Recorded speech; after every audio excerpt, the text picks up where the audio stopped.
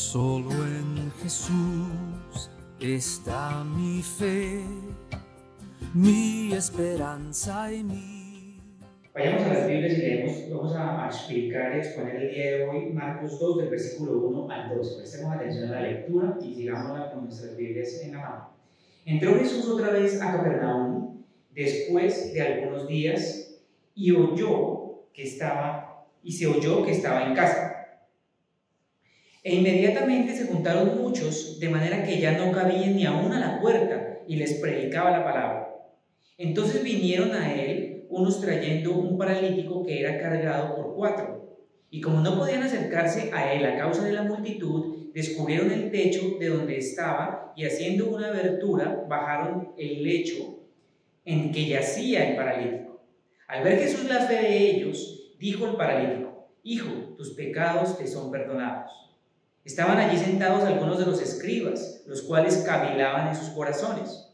¿Por qué habla este así? Blasfemias dice. ¿Quién puede perdonar pecados, sino solo Dios? Y conociendo luego Jesús en su espíritu que cavilaban de esta manera dentro de sí mismos, les dijo: ¿por qué caviláis así en vuestros corazones? ¿Qué es más fácil? ¿Decir al paralítico, tus pecados te son perdonados, o decirle, levántate, toma tu lecho y anda? Pues para que sepáis que el Hijo del Hombre tiene potestad en la tierra para perdonar los pecados, dijo al paralítico: a ti te digo, levántate, toma tu lecho y vete a tu casa. Entonces él se levantó enseguida y tomando su lecho salió delante de todos, de manera que todos se asombraron y glorificaron a Dios, diciendo: nunca hemos visto tal cosa. Amén. Vamos a orar. Señor, te damos gracias, Dios Todopoderoso. Te damos gracias porque tu palabra es la que puede transformar nuestras vidas, Señor. Sabemos que tú eres Dios soberano, Señor, quien toca los corazones de cada uno de nosotros. Prepáralos, Señor. Prepáralos para recibir este mensaje y ayúdanos, ante todo, Padre, que este mensaje sea expuesto de la manera que tú nos lo has colocado en la palabra, Señor.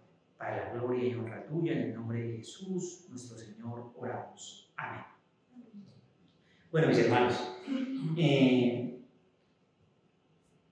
como siempre es un privilegio poder estar reunidos como hermanos, alabando a nuestro Señor. La razón por la cual nosotros somos creyentes es por la causa de Cristo. No hay ninguna otra razón existente sobre la faz del universo. Y hoy regresamos al libro de Marcos, y este libro nos está llevando, si ustedes se han dado cuenta, lo que hemos venido estudiando desde el capítulo 1, por secciones, de manera expositiva, lo que nos hemos venido dando cuenta es que este precioso libro nos lleva de una manera muy rápida a las verdades del Evangelio de Jesucristo. Es muy diferente que los otros evangelios. Si vamos al Evangelio de Lucas o si miramos el Evangelio de Mateo, la forma en la cual se desarrolla desde el principio cada uno de los libros es diferente al libro de Marcos. Y hemos visto, efectivamente, que desde el versículo 1, a diferencia del Evangelio de Marcos, de Lucas y de Juan, pero en especial Lucas y Marcos, que son los otros evangelios sinópticos, lo que nos damos cuenta es que desde el versículo 1 de Marcos, el libro empieza diciendo: principio del Evangelio de Jesucristo, Hijo de Dios. Alguna vez, pensemos en lo siguiente: alguna vez cuando éramos niños, pensamos que había algo que nos gustaría tener, algo que nosotros hubiéramos deseado tener y que no tuvimos, ya sea algo como la bicicleta que tenía el vecino, de pronto las canicas con las que jugábamos con el vecino, de pronto la casa de muñecas que la vecina tenía, o la muñeca que la vecina tenía y nosotros no teníamos, o la patineta. ¿Cuántas cosas podemos imaginarnos cuando somos niños? Muchas veces nosotros deseábamos tenerlo, pero no lo teníamos, no lo obteníamos, no nos lo regalaban nuestros padres. En mi caso particular, yo recuerdo una colección de carritos que tenía un vecino y yo vivía enamorado de esa colección de carritos. Y yo era feliz que el vecino me invitara a su casa solamente para ver la colección y jugar con algunos de esos carritos. Y yo nunca tuve esa colección de carritos. Es algo muy común en nuestra infancia. Ustedes que tienen sus hijos, las personas que tienen hijos se dan cuenta de eso, lo que ellos deben tener. Pero cuando nosotros crecemos y nos hacemos personas adultas, también tenemos ese tipo de deseos, pero a diferente escala, en diferente proporción. ¿Anhelamos la familia que tiene otra persona? Posiblemente. Ya no es la casa de muñecas o los carritos de juguete, posiblemente son carros de verdad, propiedades. Posiblemente anhelamos tener el trabajo soñado. ¿Ha pensado en eso? Si yo tuviera esto, si yo tuviera aquello. ¿Es el trabajo de los sueños o soñado porque no existe? Es la realidad. La razón es muy sencilla. Por eso el Señor nos llamó a nosotros a trabajar. Porque con el sudor de nuestra frente nosotros debemos ganar el pan diario. Por eso se llama trabajo, es una actividad en la cual el Señor nos permite recibir una remuneración. Por más que nos agrade nuestro trabajo, difícilmente puede ser un trabajo de sueños, de ensueño. Es la realidad. Esa actividad que el Señor nos ha dado, la vamos a poder realizar hasta cuando volvamos a la tierra, porque somos nosotros, ¿qué? Polvo de la tierra. Piense en sus deseos, piense cuáles son nuestros deseos en este momento. ¿Qué añora usted tener? ¿Qué desea tener? ¿Éxito? O posiblemente, como mencioné anteriormente, algo material. Pero ahora, si nos ponemos a analizar, muchas de esas cosas no las necesitamos. No son necesarias para nuestra vida. Entonces surge una gran pregunta. ¿Qué es necesario para nuestra vida? ¿Qué es lo que realmente necesitamos? Ustedes han escuchado una frase muy común que dice: ¿el fin justifica los medios? Yo la he escuchado de una manera muy común. Otros la utilizan de manera inversa, mostrando ser un poco más, no sé, razonables. Dicen: el fin no justifica los medios. Pero finalmente ese tipo de pensamientos, honestamente, son pecaminosos ante los ojos de Dios y vienen de nuestros corazones humanos malvados. Yo sé que cada uno de los que estamos acá parados, empezando por ustedes allá sentados y yo aquí parado, empezando por mí mismo, siempre hemos tenido ese tipo de deseos y pensamos que lo que necesitamos no es lo que ya tenemos.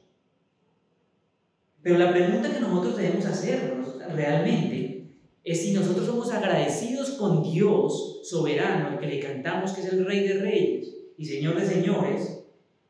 Somos agradecidos con lo que Él nos ha provisto y con lo que tenemos, y no con lo que nosotros pensamos que necesitamos. Ustedes recuerdan en el Evangelio de Mateo, en el capítulo 15, nos dice la palabra que del corazón salen los malos pensamientos, los homicidios, los adulterios, las fornicaciones, los hurtos, los falsos testimonios y las blasfemias. Salen de nuestro corazón. Y todo empieza, ¿saben a dónde? ¿Saben dónde empieza todo? A cultivarse en nuestra mente. Estudiábamos con mi esposa en estos días acerca de que la batalla del ser humano contra el enemigo es por la mente. Por ahí empieza absolutamente todo y baja el corazón. ¿Cuál es nuestra verdadera necesidad como seres humanos? Y este mensaje lo he titulado de esa manera: la verdadera necesidad del hombre. ¿Cuál es nuestra verdadera necesidad? Porque precisamente nosotros los hombres vamos por el mundo deseando cualquier cantidad de cosas. Muchas cosas pasan por nuestra mente, muchas otras cosas solamente las vemos y paso por la vitrina y veo ese vestido, ese traje, y yo, ¿cómo se me verá a mí? No se me va a ver cómo se le ve al modelo, estoy seguro, ¿sí? Pero lo anhelo. Es increíble ver la insatisfacción de nosotros los hombres. Pero ¿qué es lo que realmente necesitamos entonces?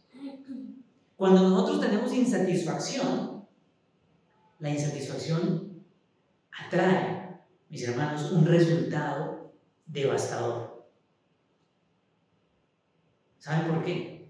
Porque nunca tenemos gozo, siempre tenemos frustración. Eso es lo que viene en nuestras vidas. Porque buscamos lo temporal, buscamos lo pasajero.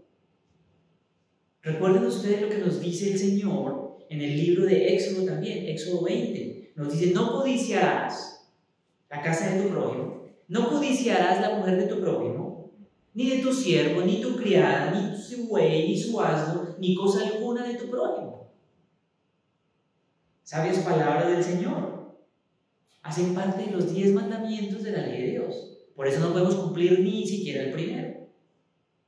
¿Cierto? ¿Quién no codicia? Podríamos preguntarnos. Dice el Señor que si guardamos su palabra nos va a ir bien. ¿Pero guardamos su palabra? ¿La estamos guardando? ¿Quién más que Dios, que es el creador de todo lo existente, sabe lo que nosotros necesitamos? Esa debe ser nuestra pregunta. Si somos hechura suya, ¿cuál es nuestra verdadera necesidad? ¿Lo que nosotros pensamos que es nuestra necesidad nos va a llenar realmente? ¿Nos va a dar verdaderamente paz? ¿Nos va a llenar de gozo? Lo que nos va a brindar el mundo en el cual vivimos, ¿qué es? ¿Cuál es nuestra necesidad? Si nosotros vamos al libro de Marcos, que vamos a estar estudiando, nos vamos a dar cuenta cuál es nuestra necesidad. En el capítulo 2, en el versículo 1 y 2, síganlo ustedes conmigo. Entró Jesús otra vez a Capernaum después de algunos días y se oyó que estaba en casa e inminentemente se juntaron muchos, de manera que ya no cabían ni aún a la puerta, y les predicaba la palabra. A Jesús le había tocado salir de la ciudad, porque después de haber sanado al leproso, y al publicarlo mucho, como lo leímos anteriormente, Julián nos dio la explicación en la enseñanza que dio la vez pasada, hizo que muchos de los fariseos, de los escribas, colocaran su mirada y de los gobernantes colocaran la mirada en Jesús. Pero Jesús estaba empezando su ministerio. Y nosotros sabemos que su ministerio iba a durar a lo largo de 3 años. Él no podía ser atrapado, cogido en ese momento. Su hora no había llegado. Nosotros lo sabemos. La doctrina de Jesús era la que incomodaba a los fariseos. La doctrina es la que nos separa de Dios. ¿Ustedes saben eso, mis hermanos? Porque cuando escuchamos doctrina, no la queremos aceptar. Posiblemente todos tenemos dentro de nosotros un pequeño fariseo allí. Pero cuando nos explican la palabra, yo quiero aceptar lo que yo creo que es la palabra y no lo que la palabra es. La autoridad está allí, en la palabra. Sin embargo, después de un tiempo, ¿qué pasó con nuestro Señor Jesucristo? Él entró a Capernaum. Mire, Capernaum recibió un testimonio de Jesús gigantesco. Por eso más adelante el Señor dice que va a ser más duro el castigo para esa ciudad que para cualquier otra. Creo que dice más duro el castigo para Capernaum que para Sodoma. Porque el Señor entró allí y se estableció allí. Fue como el lugar central en el cual Jesús se movía. Entraba y salía. Hizo mayor presencia allí. Capernaum se había convertido precisamente en la base central a nivel de locación en el ministerio de Jesús. Y allí también estaba viviendo ¿quién? Pedro y Juan. Es hermoso cuando nosotros empezamos a darnos cuenta y a entender las palabras claves que nos está dando la Biblia. ¿Por qué razón? Porque allí, a tan solo metros de la sinagoga, vivía Pedro. Por eso fue que cuando salieron anteriormente de la sinagoga, nosotros vemos ahí en Marcos 1 que Jesús sanó ¿a quién? ¿A la suegra de quién? De Pedro. Porque Pedro estaba viviendo allí. Algunos historiadores dicen que la casa de Pedro estaba ubicada muy cerca de la sinagoga. Y tienen consistencia con las narraciones que nosotros vemos en diferentes porciones de la Biblia. Efectivamente, Pedro vivía a unas cuantas, digamos, cuadras de la sinagoga. Era un lugar estratégico. Nos dice también el versículo que cuando vieron que Jesús estaba en la ciudad, a pesar de que él quería mantenerlo en silencio o de una manera más tranquila, muchos se juntaron. Y cuando dice muchos, se habla de una gran multitud y no cabía en el lugar donde estaban. Entonces quedaron en la puerta. Imagínense ustedes eso, un lugar posiblemente más o menos grande, pero no cabían y la gente se ubicó en la puerta. La gente quería escuchar y ver a Jesús. Ahora, la pregunta que nosotros podemos hacernos es, ¿qué hacía Jesús? ¿A los milagros? ¿Llamaba al arrepentimiento? Pero la palabra nos está diciendo que cuando no cabían y se hicieron a la puerta, nos dice claramente que les predicaba la palabra. Hoy en día nosotros podemos ver multitudes en las iglesias, mucha gente, pero muy poca predicación de la palabra. Y como no hay predicación de la palabra, y la verdad se ha dejado de lado, lo que nosotros vemos es cantidad, pero ¿saben qué no vemos? Una sola palabra, que nos llama el Señor en todo tiempo: santidad. No vemos santidad en nuestras vidas, porque la palabra del Señor no está morando en nosotros. Nos llamamos cristianos, vamos a la iglesia, llenamos el templo, no cabemos en 2 salones, pero no hay santidad cuando la palabra no se predica. Solo hay una transformación en el ser humano y es a través de la palabra de Dios. Solamente un poder lo tiene la palabra de Dios. Recuerden lo que nos dice el libro de Hebreos en el capítulo 12: seguid la paz con todos y la santidad, sin la cual nadie verá al Señor. El ministerio de Jesús era fundamentado en la predicación de la palabra. Hoy muchos quieren hacer milagros, como el Señor los hizo, pero muy pocos quieren predicar la palabra como el Señor lo ha hecho, como el Señor lo hizo. Las multitudes para Jesucristo era algo innecesario para Él. Él no estaba pendiente de la multitud. Él no estaba buscando fama. La palabra dice que su fama corría, pero no por Él, no porque Él estuviera buscando fama.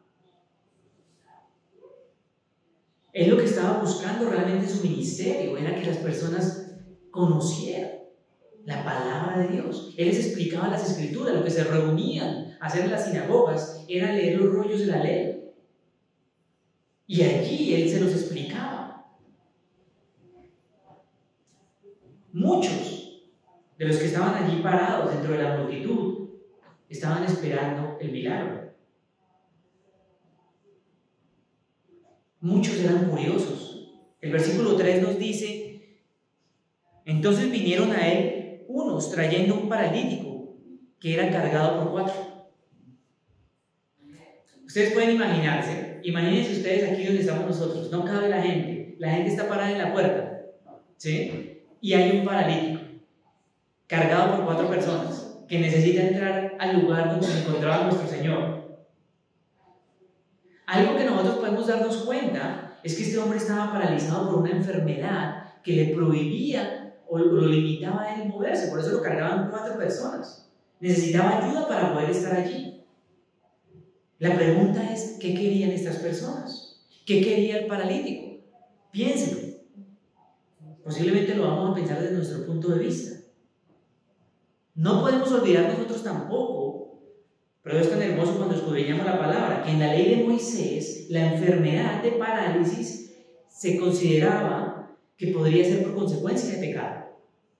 Ustedes recuerdan cuando en el libro de Juan, en el Evangelio de Juan, los discípulos le preguntaron a Jesús: Rabí, ¿quién pecó, este o sus padres, para que haya nacido ciego? Esto estaba en la ley. Una enfermedad de este tipo se creía que posiblemente era por el pecado. Y ya en el versículo 4 nos damos cuenta de lo que dice. Dice: y como no podían acercarse a él a causa de la multitud, descubrieron el techo de donde estaba y, haciendo una abertura, bajaron el lecho en que yacía el paralítico. Ahora, esta situación del paralítico se hace más grave, ya que no solo era cargado por 4 personas, que vemos la gravedad de su enfermedad, sino que había mucha gente alrededor y no había paso. Imagínense la impotencia del paralítico, imagínense la impotencia de las personas que lo estaban cargando.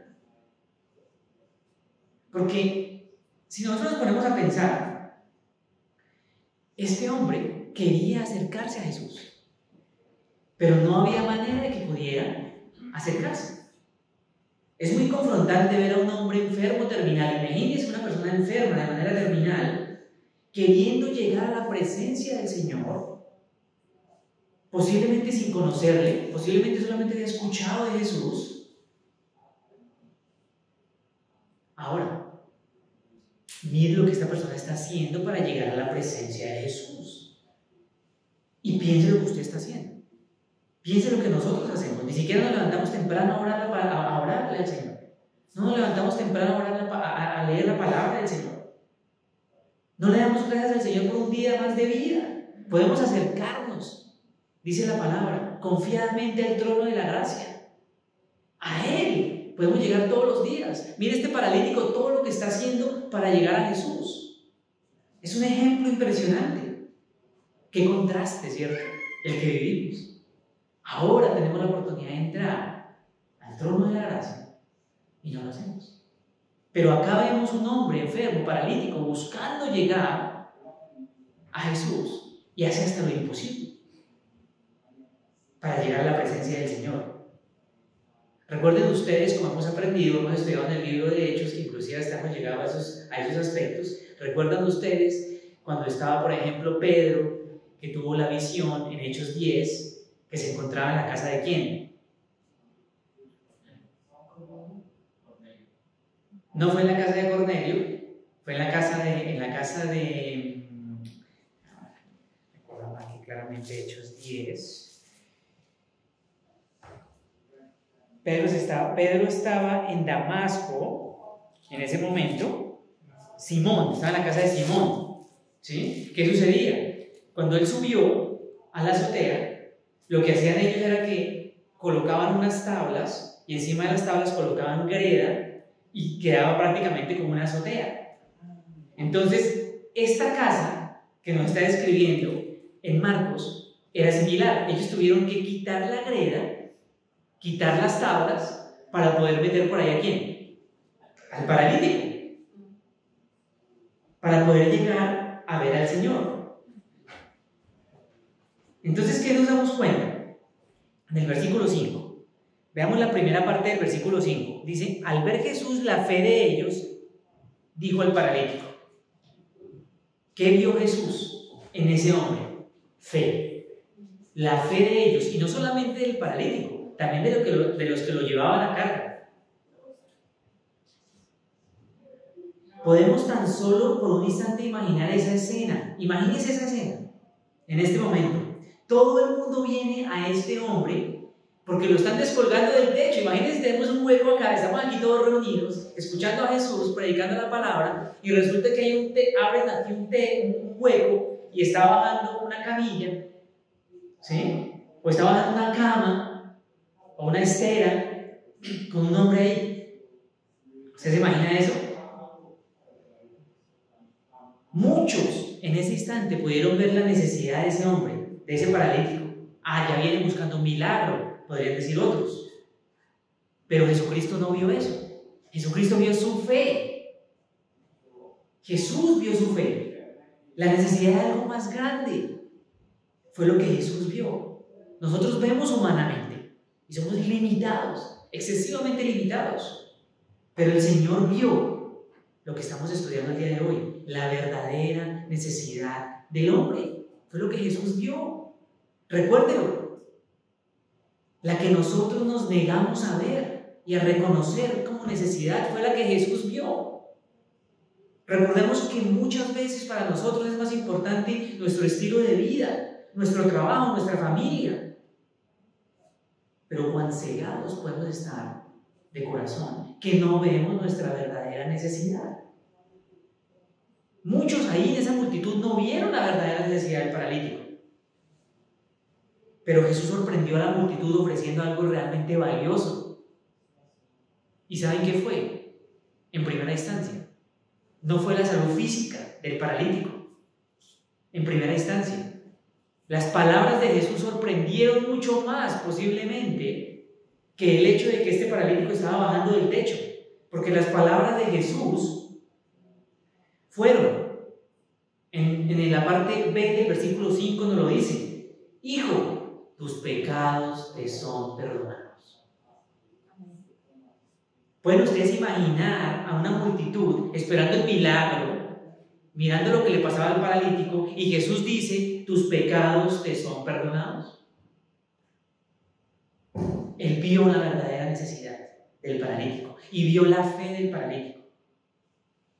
Y ahí estamos nosotros también viendo y comprobando a través de la palabra lo que no veían los escribas: la deidad de Jesús, el poder de Él.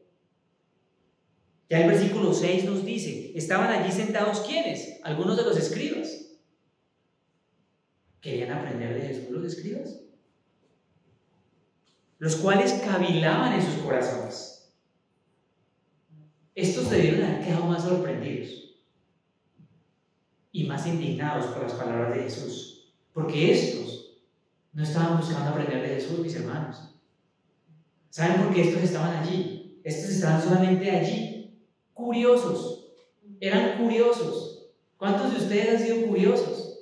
Ay, voy a ir allí a ver cómo es allí. ¿Qué enseñan? ¿Ah? Estos no estaban allí porque querían aprender de la palabra, lo que Jesús les estaba explicando con autoridad. Estos sabían. Lo más triste es que estos escribas sabían lo que decía la Escritura. Estas personas, para ser escriba, estas personas tenían que conocer el Antiguo Testamento, tenían que conocer la ley de Moisés. Ellos tenían que conocer los rollos de la ley, tenían que conocer lo que decían los profetas, habían dicho los profetas. Ellos presenciaron también cuando Juan el Bautista apareció, que lo estudiamos también rápidamente en Marcos 1. Ellos sabían la razón por la cual vendría el Mesías. Recordemos las palabras preciosas de Mateo, del versículo capítulo 1 de Mateo, que nos dice: y dará a luz un hijo, y llamará su nombre Jesús, porque él salvará a su pueblo ¿de qué? De sus pecados. No está diciendo salvará a su pueblo de la enfermedad. Dice: salvará a su pueblo de sus pecados. La necesidad más grande que todo ser humano tiene se llama perdón de pecados. Porque sin remisión de pecados no hay salvación. Y solo hay perdón de pecados en Cristo Jesús. Es por esto mismo que vemos que lo que hace el Señor en su misericordia a este hombre paralítico. Esta es la enseñanza. Miremosla con sinceridad de corazón. El Señor Jesús en su misericordia con este hombre paralítico, y viendo la fe de estos hombres que también lo cargaban, y surge una pregunta: ¿cuál es nuestra fe? Preguntémonos cuál es nuestra fe y cómo Dios ve nuestra fe, porque nosotros posiblemente no podemos ver la fe de nadie, pero Dios sí la ve. ¿Acaso también somos de pronto como los escribas, curiosos, murmuradores, hipócritas? Y eso es lo que nos estamos dando cuenta acá: la necesidad del hombre, el perdón de pecados. El versículo 7 nos lleva directamente a lo que dicen los fariseos o escribas en este momento. No todos los fariseos eran escribas, hay que tener claro eso. Algunos eran escribas, algunos escribas eran fariseos. ¿Por qué habla este así? Blasfemias, dice. ¿Quién puede perdonar pecados sino solo Dios? Muchachos, la pregunta es retórica por parte de estos escribas de lo que estaban cavilando en su corazón, porque conduce a una respuesta, pero conduce a una respuesta correcta, que posiblemente ellos no quieren aceptar, es diferente, que posiblemente nosotros en este tiempo tampoco queremos aceptar, es diferente, pero la pregunta lleva a una respuesta correcta. ¿Quién más puede perdonar pecados sino Dios? Dicen ellos. Jesús es Dios, tal como estaba profetizado. Estos hombres eran conocedores de las Escrituras, ellos sabían lo que decían los profetas. Solamente voy a leer un mensaje de uno de los profetas. Podríamos durar horas leyendo porciones proféticas al respecto. Como hemos venido estudiando en los devocionales de la noche, conectamos online, hemos visto cualquier cantidad de fundamentos bíblicos acerca de las profecías de Jesús. Jeremías 31, versículo 34, creo que de estos días mi esposa lo leyó. Jeremías 31, versículo 34, dice: y no tendrán que enseñar más cada uno a su prójimo y cada cual a su hermano, diciendo: conoce al Señor, porque todos me conocerán, desde el más pequeño de ellos hasta el más grande, declara el Señor. Pues perdonaré su maldad y no recordaré más su pecado. El Señor vino a perdonar pecados. La potestad dada a Jesús para perdonar pecados muestra lo que estaba profetizado. Dice que perdonará la maldad y no me acordaré más de sus pecados. Pero la maldad de los escribas estaba allí presente. Ellos acusaron a Jesús de ser blasfemo. En la ley judía, cualquiera que blasfemara en contra de Dios o de la ley de Dios, ¿cuál era el resultado? ¿Cuál era el castigo? La muerte. Ustedes lo saben, la muerte. ¿Recuerdan ustedes cuando mataron a Esteban? ¿Por qué lo mataron? Lo acusaron de blasfemar. Era apedreado hasta la muerte. Pero finalmente estos hombres religiosos solo eran espectadores. No se preocupaban por el hombre paralítico. La preocupación de ellos no era el hombre paralítico. No les interesaba ni el milagro que podía hacer Jesús a esa persona. Ya habían visto otros milagros anteriormente. Solo querían acusar a Jesús ante las autoridades. Esa es la razón por la cual ellos estaban allí. En el versículo 8 lo que nosotros vemos, leyéndolo, dice: y conociendo luego Jesús en su espíritu que cavilaban de esta manera dentro de sí mismos, les dijo: ¿por qué caviláis así en vuestros corazones? Jesús le ha mostrado a toda la multitud su única autoridad dada por el Padre para perdonar pecados, la cual para estos hombres era una blasfemia. Pero ¿saben algo? La autoridad de Jesús, como la hemos visto mediante los milagros que había hecho desde el inicio de su ministerio, también se ve presentada, ojo con esto, en una palabra que nos muestra su deidad: la omnisciencia. La omnisciencia de Dios, de Jesús, lo que cavilaban estos hombres en sus corazones. Él lo supo por eso. Este también es otro de los milagros. ¿Por qué razón? Porque dejaría al descubierto delante de toda esa multitud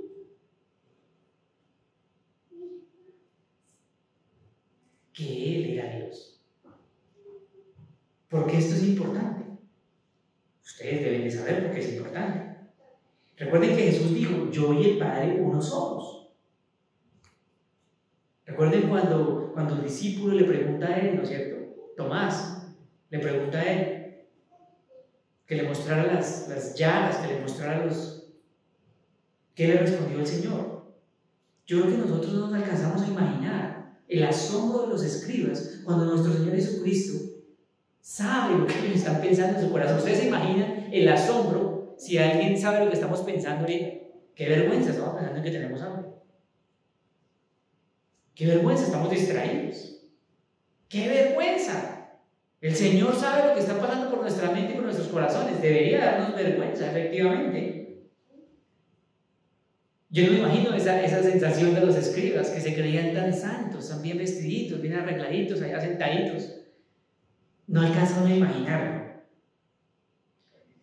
Pero la manera divina se ve cuando el Señor les responde a ellos y les está mostrando quién es Él. Versículo 9.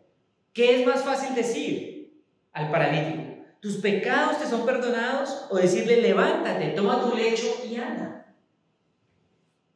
Estas preguntas muestran que Jesús ya tenía planeado con antelación curar, sanar a este hombre paralítico. El Señor quería suplir esta necesidad física en su misericordia, pero Él sabía cuál era la necesidad mayor que la física. Era la espiritual, mis hermanos. Era la salvación, la que todos nosotros necesitamos. La salvación de su alma. Mis hermanos, muchos buscaban a Jesús por el milagro, ustedes lo saben. Cuando alimentó a los 4,000, cuando alimentó a los 5,000, todos querían saciarse de la comida que perece, así como nosotros también.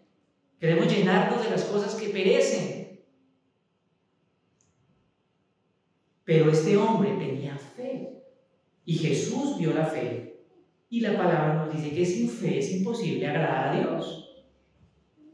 ¿De qué manera nos acercamos al Señor? ¿Por la necesidad? ¿Por el milagro? ¿O por agradarle, por alabarle, por glorificarle? ¿Cuál es nuestra fe? ¿Entendemos cuál es nuestra necesidad? Ya el versículo 10 nos lleva a lo siguiente: pues para que sepáis que el Hijo del Hombre tiene potestad en la tierra para perdonar pecados, dijo al paralítico. La declaración de este versículo es tan reveladora como las palabras de Jesús. Por eso es tan importante esta porción, porque Jesús está testificando de que Él es Dios. Cuando Jesús dice perdón de pecados y el milagro le hace al paralítico, no alcanzamos a imaginar la escena. Jesús se llama a sí mismo el Hijo del Hombre, una denominación que lo identificaba como el Mesías. En el libro de Isaías, si no estoy mal, y mal no recuerdo, está esa palabra, el Hijo del Hombre. En Daniel, estás en el libro de Daniel, creo que en el capítulo 8, capítulo 9, ahora que hemos estado estudiando Daniel aquí en la iglesia, lo denominaba él como el Mesías. Él usó esa palabra, el Hijo de Hombre, lo usó por lo menos unas 50 o 60 veces. A él le encantaba usarla. No había nada más fuerte y revelador para toda esta multitud que estaba presenciando la escena. Era ver que Jesús era Dios. Pero mira lo que hace él en el versículo 11. En el versículo 11 él dice: a ti te digo, levántate, toma tu lecho y vete a tu casa. Ya les había dicho que es más fácil decir que perdono el pecado o que se levante y ande. Posiblemente la mayor sorpresa se la llevaron los escribas, ya que estos estaban presenciando algo jamás visto. Solo Dios podría hacer lo que todos estaban viendo. Recuerden que ellos estaban acusando a Jesús de que solo Dios podía perdonar pecados. Mis hermanos, Dios es poderoso. Somos nosotros los que queremos humanizar a Dios. Somos nosotros quienes queremos, de una u otra manera, actuar como los escribas. Tristemente nos engañamos con tanta facilidad, pero olvidamos lo más importante, que a Dios nadie lo engaña. Dios no puede ser burlado, mis hermanos. Piensen esto. La multitud misma confirma lo que estaba aconteciendo en el versículo 12. Ya para finalizar, el versículo 12 nos dice: entonces él se levantó enseguida y tomando su lecho salió de delante de todos. ¿Quién se levantó enseguida? El paralítico. De manera que todos se asombraron y glorificaron a Dios, diciendo: nunca hemos visto tal cosa. Una cosa era decirle al paralítico: levántate y anda, y otra era ver al paralítico caminando o ver al paralítico descolgándose del techo de su casa con todos sus sentidos. Imagínese usted esa escena. Solo con la palabra de Jesús este hombre quedó sano. Posiblemente todas las miradas de la multitud estaban sobre este hombre, quien por fe había recibido lo que todos necesitamos: perdón de pecados. Sin perdón de pecados no hay salvación. Pero aparte de eso, el Señor en su misericordia le dio sanidad física. A él le plació hacerlo. La multitud alabó a Dios, reconoció el milagro que Jesús había hecho a este hombre, y ante todo, Dios fue glorificado. Es Dios quien se glorifica. La razón por la cual nosotros estamos acá es para glorificar a Dios. No hay nada más importante. Ahora, más adelante podremos ver que finalmente estos milagros que hizo Jesús serían olvidados muy fácilmente. ¿Por qué? Porque nosotros sabemos por qué fue crucificado. Porque él testificó ser Dios. Esa fue la razón final. Nosotros sabemos que estaba profetizado, pero dice también la palabra que hay de las manos de los hombres en las cuales el Hijo del Hombre es sentenciado, es crucificado. Mis hermanos, nosotros podemos seguir pensando que nuestra mayor necesidad es física o posiblemente material, o tal vez tenemos una necesidad, cualquier otra. Pero nosotros debemos reconocer sensatamente cuál es la mayor necesidad que tenemos. Es el perdón de pecados, mis hermanos. Es realmente llegar a los pies de Cristo, clamándole, porque nos perdone toda nuestra maldad, para salvación. Porque recuerden, sin arrepentimiento de pecados no hay salvación. Así vayamos a la iglesia todos los domingos, así usted sea de los que más bien arregladito está y de primera sentado en la iglesia, bien peinadito y todo, el del que más cante, el que más se desdoble en alabanza, no. Si no hay arrepentimiento de pecados, si no hay fe, no hay salvación.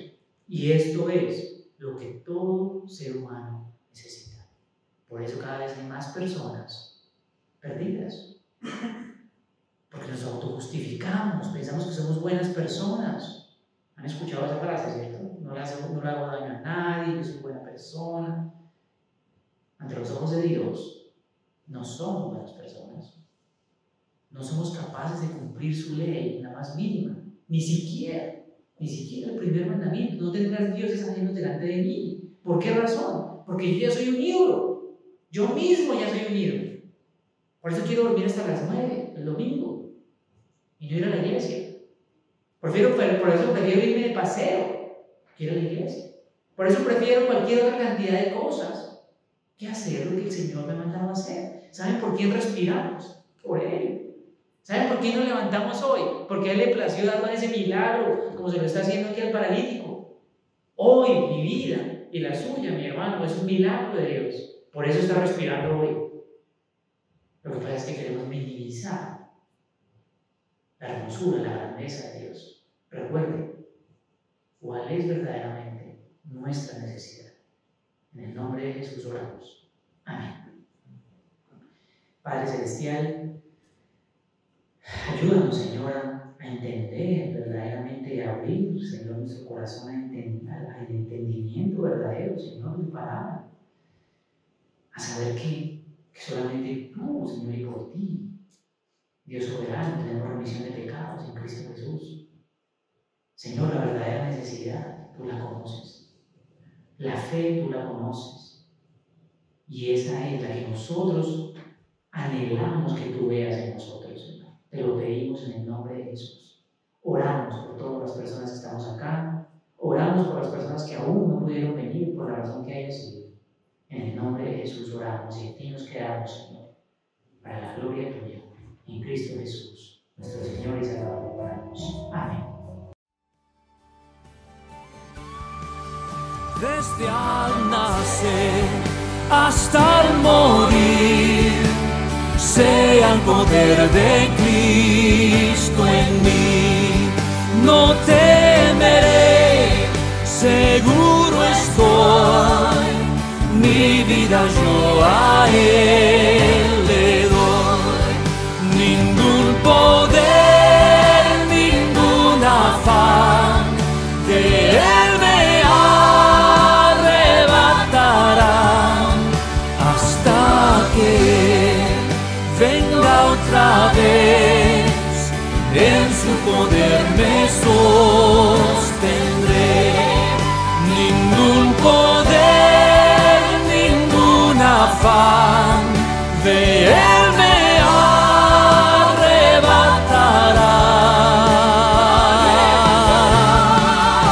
hasta que venga otra vez, en su poder me sostendré, en su poder me sostendré.